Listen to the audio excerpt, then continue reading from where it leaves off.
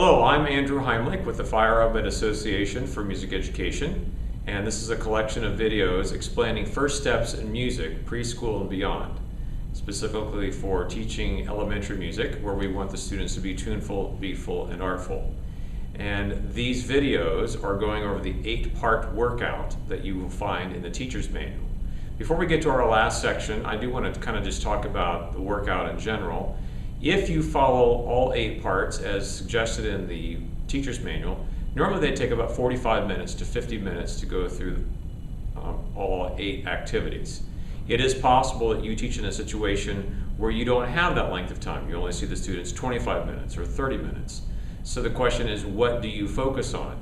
And John has been very clear that you definitely want to try to do the first 4 components, which are all tuneful, every time you see the students, especially vocal exploration, something with the fragment singing or simple songs, and then rotate through the movements, either a movement exploration, movement for form and expression, or move on the steady beat. So that way the students are always focused on their singing, just because that is such an integral part of their musicianship. The last section I'm going to talk about today is Songtales. It's a tuneful part, but what's unique about this particular part of the lesson is that the students do not actually make music. They are actively listening to you as the teacher. You are presenting a folk song, or most of them are folk songs. And the way you want to think of it is expressive stories that just happen to have a tune attached to them. So this is the cool down period of the lesson, where the students have been very active in their music making, and this is an opportunity for them to just hear good modeled musicianship, not only with rhythmic and melodic content, but also expressive qualities. And if you can remember when you were a young student in school, there were times maybe your teacher did a read aloud and read stories to you that were beyond your reading capabilities at that time. I know for myself, when I was in 2nd grade, my 2nd grade teacher, Mrs. York, read to us the book The Rats of Nim, which was a Newbery Book Award winner. Would have been way too complicated for me as a 2nd grader to read, but even to this day, I still remember that experience of hearing that story. So that's what you're giving to these students, where they're listening to you sing these songs. You want to try to get them memorized. And I know many of these songs have multiple verses, so what I do is I'll just have my book in front of me just to remind myself, just glance down, what does the 3rd verse start with, or verse 4, and that way I can keep going. Sometimes I sing the song with accompaniment, where I just strum lightly on a guitar or an auto harp, but the main music making is my singing voice. I'm looking around the room, I'm using my facial expression as I sing, making it as though I'm telling them a story. John does offer picture books that are through GIA Music, and each year a new one comes out. He recommends not to show the picture book at the beginning. You want the children to be able to have that expressiveness in their brain. They're creating their own pictures of the people that are in the story. So for example, this one here, there was a tailor had a mouse, hi diddle uncum fido, they lived together in a house, hi diddle uncum fido, hi diddle uncum todum tuntum, in that house of Ramsey, hi diddle uncum over the lea, hi diddle uncum fido, and on and on.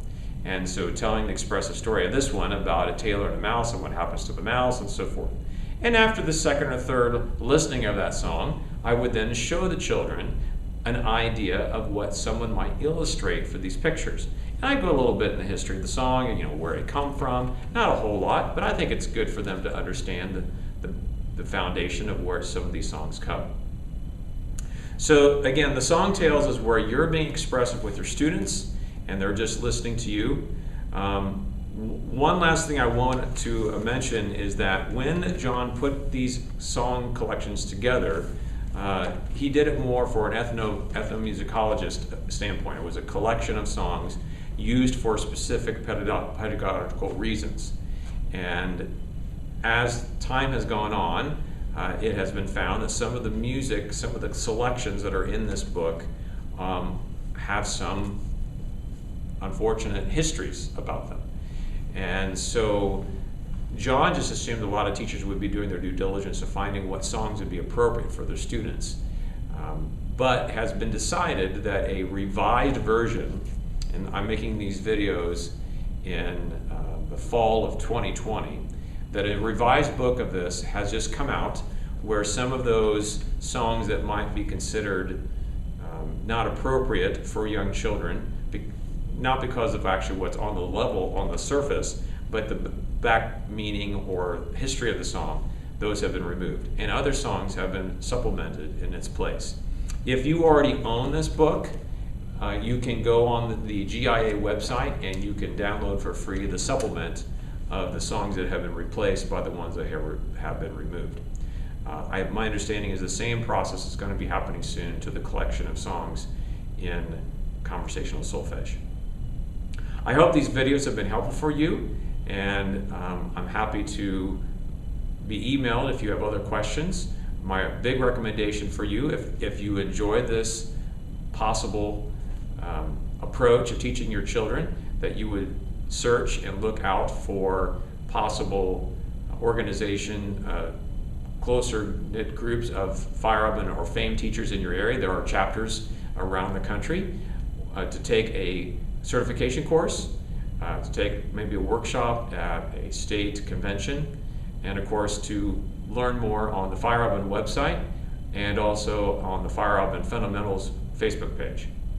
So I hope that these videos will help you and your students become as best musical as possible. Thank you for your commitment to your students.